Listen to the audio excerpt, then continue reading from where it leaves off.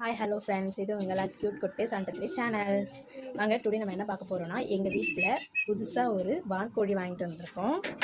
ஆக்சுவலாக ஜோடியாக வந்திருக்காங்க, ஒன்று ஃபீமேல் ஒன்று மேல்.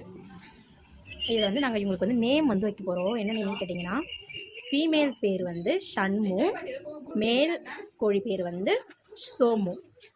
பார்த்துக்கோங்க, இதுதான் எங்களோட ஷண்மு அண்ட் சோமு.